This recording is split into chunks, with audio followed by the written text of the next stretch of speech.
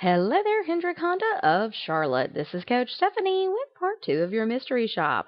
I submitted a request via your website on December the 2nd at 11:54 a.m.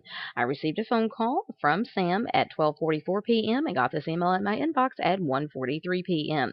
Sam, we missed your call and you left a voicemail and we tried calling you back or was about to try calling you back and then you actually called us back. So it did not grade the voicemail.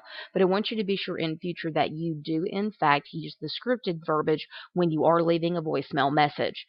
But taking a look at the email that you sent, remember, we want to call the customer within less than 15 minutes of receiving the lead. Then you want to grab control of the call and use the script so that you can schedule an appointment and get them to your dealership.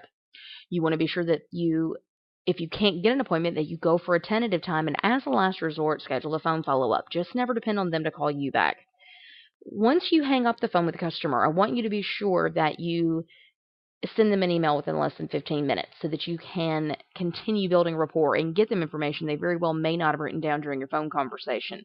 I got an email a little under an hour after you had spoken to me, but we want to be sure that you are sending one within 15 minutes of speaking to the customer. The email does have an attention-grabbing subject line. I just want you to be careful.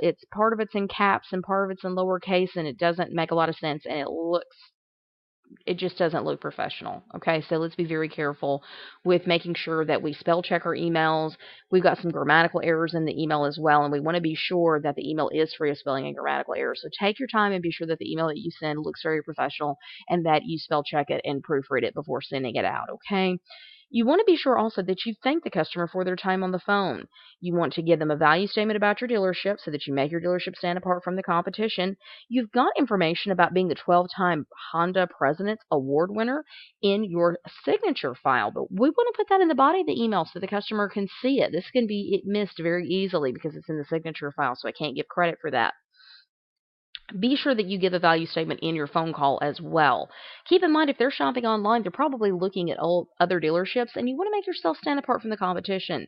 You do have a complete signature file here with a link to your website as well as a link to your email address, but be sure that you confirm next steps. So whatever you agree to in the phone conversation with the customer, remind them of that. If you schedule an appointment, remind them of that. If you schedule a tentative time, give them those details. And as a last resort, you should at least have a phone follow-up and remind the customer of the day and time you will follow up with them. It doesn't have to be a specific time, but at least lock down a date, okay?